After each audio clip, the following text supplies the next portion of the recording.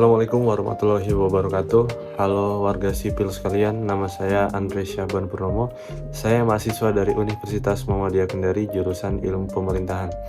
Video ini saya buat untuk menyelesaikan salah satu tugas di mata kuliah Birokrasi Pemerintahan dengan dosen pengampu Ibu Yunitewati Lampasa, SPD MSI. Pada video kali ini saya akan menjelaskan sekaligus merangkum materi yang diberikan oleh beliau dari awal pembelajaran sampai hari ini. Baik, mari kita langsung ke pembahasannya.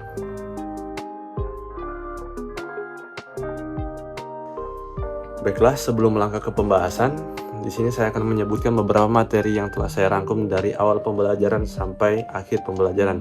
Yang pertama, pengertian birokrasi dan tujuan utama birokrasi. Yang kedua, teori birokrasi. Yang ketiga, budaya birokrasi. Dan yang keempat, sejarah singkat perkembangan birokrasi di Indonesia. Baik, sebelum kita lanjut, harus kita tahu dulu sebenarnya apa itu birokrasi. Birokrasi adalah sistem administrasi yang kompleks dan formal yang digunakan dalam organisasi atau pemerintahan untuk mengatur dan mengendalikan kegiatan sehari-hari.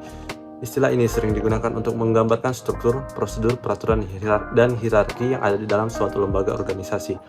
Birokrasi juga pada umumnya melibatkan pembagian tugas dan tanggung jawab yang jelas, prosedur yang terstandarisasi, dan aturan yang ditetapkan untuk mengatur hubungan antara individu-individu yang ada di organisasi tersebut. Tujuan utama dari birokrasi adalah memastikan efisiensi, ketertiban, dan keadilan pelaksanaan tugas-tugas organisasi. Birokrasi seringkali terdiri dari sejumlah tingkatan hierarki di mana setiap tingkatan memiliki tanggung jawab dan wewenang tertentu.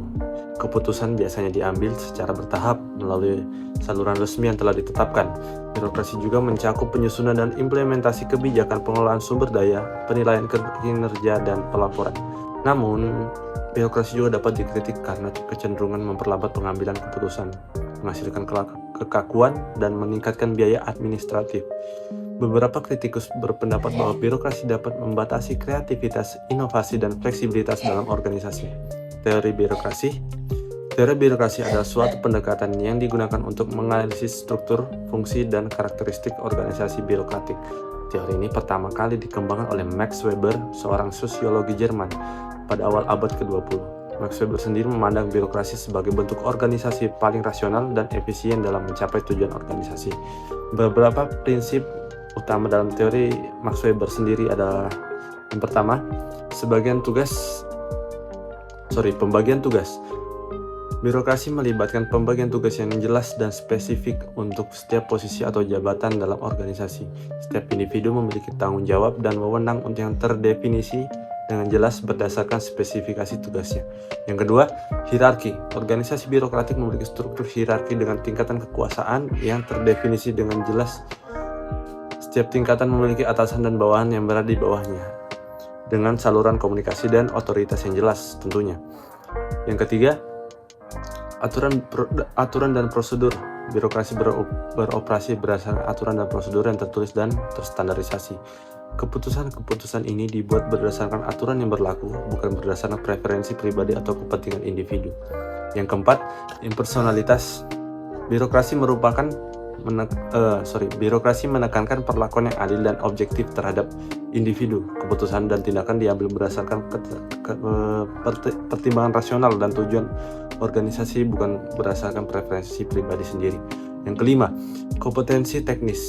Birokrasi menekankan pada kompetensi teknis dan keahlian dalam pengambilan keputusan dan pelaksanaan tugas. Promosi dan penempatan didasarkan pada kemampuan dan kualifikasi individu. Yang keenam, atau yang terakhir, karir berdasarkan prestasi. Birokrasi memberikan jalan yang terstruktur dan didasarkan pada presentasi kerja. Penghargaan, promosi, dan kenaikan pangkat diberikan berdasarkan kinerja yang diukur secara objektif.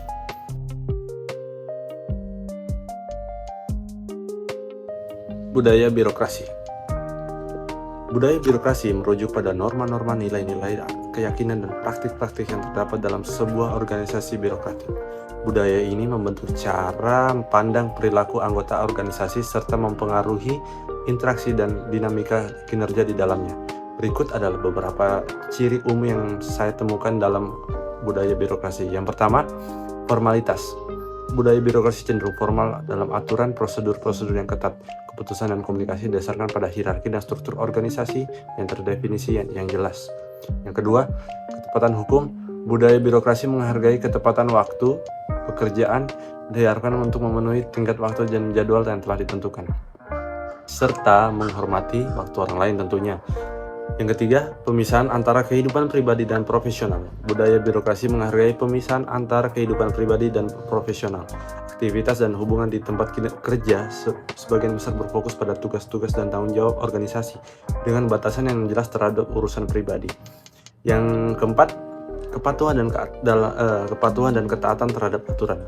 Budaya birokrasi menekankan pada kepatuhan terhadap aturan dan prosedur yang telah ditetapkan. Anggota organisasi diharapkan untuk mengikuti saran atau aturan dengan yang disiplin dan ketaatan. Stabilitas konservatif. Budaya birokrasi seringkali cenderung konservatif dan menekankan pada stabilitas. Perubahan dihadapi dengan hati-hati dan terkadang lambat dengan preferensi terhadap yang telah mapan dan teruji.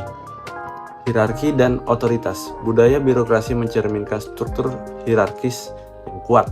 Otoritas yang kekuasaannya berada di tangan mereka yang berada di posisi lebih tinggi dalam struktur organisasi dengan keputusan pengambilan berdasarkan saluran komando yang telah ditetapkan.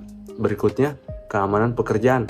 Budaya birokrasi cenderung memberikan jaminan keamanan pekerjaan, stabilitas kerja, dan kepastian karir untuk menjadi prioritas, dengan kesempatan untuk naik pangkat dan mendapatkan kenaikan gaji berdasarkan kriteria yang jelas. Yang terakhir, keahlian teknis. Budaya birokrasi menghargai teknis dan pengetahuan relevan dalam pekerjaan. Kemampuan dan kompetensi menjadi faktor penting dalam penilaian kinerja dan promosi.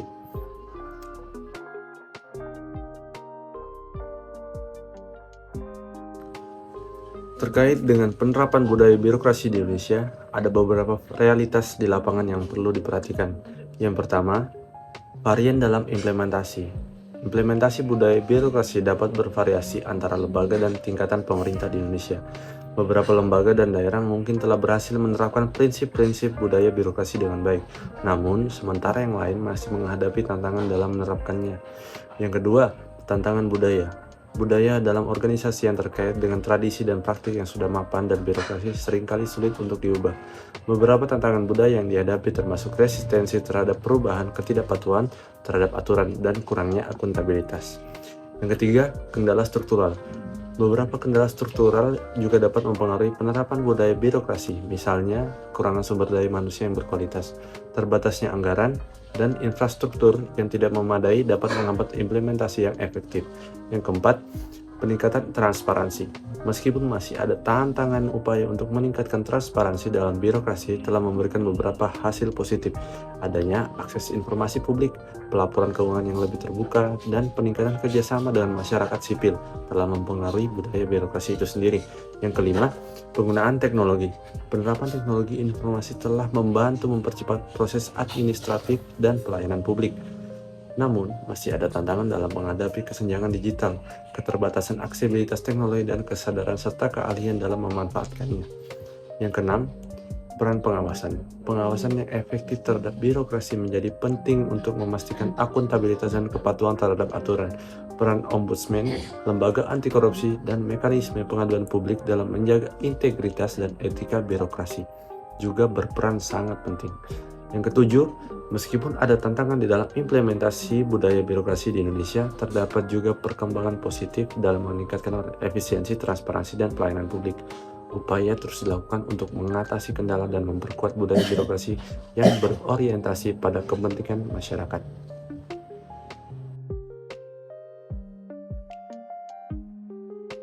Baik, pembahasan yang terakhir, sejarah singkat perkembangan birokrasi di Indonesia. Perkembangan birokrasi di Indonesia memiliki sejarah yang panjang dan terpengaruhi oleh berbagai faktor politik, sosial, dan ekonomi. Yang pertama, pada masa kolonial, selama masa penjajahan Belanda, birokrasi di Indonesia dibentuk berdasarkan model administrasi kolonial.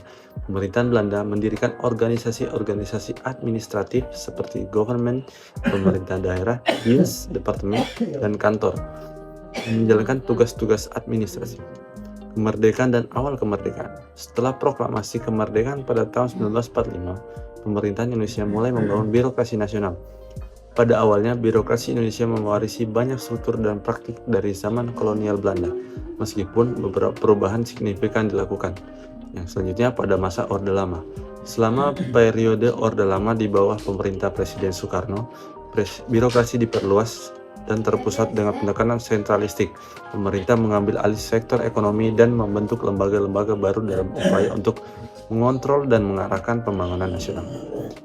Selanjutnya pada masa Orde Baru. Pada masa Orde Baru ini, di bawah pemerintahan Presiden Soeharto, birokrasi mengalami pertumbuhan yang signifikan. Pemerintah melakukan restrukturisasi administratif yang luas dan memperluas jumlah departemen dan lembaga pemerintahan. Birokrasi juga dipusatkan di tingkat nasional dengan kendali yang kuat oleh pemerintahan pusat.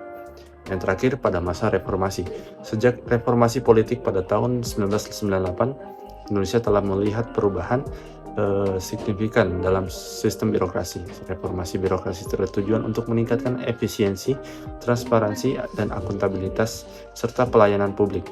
Upaya reformasi pun meliputi kebijakan desentralisasi, pembatasan korupsi, pembangunan sumber daya manusia, dan penggunaan teknologi informasi. Pada masa transformasi digital, dalam beberapa tahun terakhir, pemerintah Indonesia telah mengakselerasi transformasi digital dengan birokrasi. Ini mencakup penerapan e-government, menggunakan teknologi informasi dan komunikasi dalam penyediaan layanan publik, serta pengembangan sistem administrasi dan pengawasan berbasis digital. Selanjutnya, perkembangan birokrasi di Indonesia masih sangat berlanjut dengan fokus pada peningkatan efisiensi pelayanan publik yang berkualitas, serta peningkatan akuntabilitas dan penanganan korupsi. Pemerintahan terus berupaya untuk menciptakan birokrasi yang lebih responsif dan inovatif untuk mendukung pembangunan nasional dan ingin berkelanjutan terus.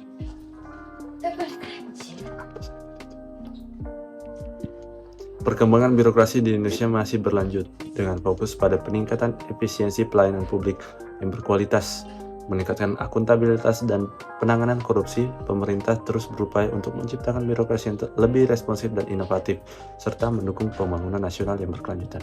Jadi, kesimpulannya, dalam birokrasi memiliki peran penting dalam menjalankan fungsi administratif dan memberikan pelayanan publik dengan menerapkan prinsip-prinsip yang tepat dan mengatasi tantangan yang ada. Birokrasi juga dapat menjadi lebih efisien, transparan, akuntabel, dan responsif dalam menjalankan tugasnya. Sekian presentasi dari saya mengenai birokrasi pemerintahan. Lebih dan kurangnya saya mohon maaf yang sebesar-besarnya. Assalamualaikum warahmatullahi wabarakatuh.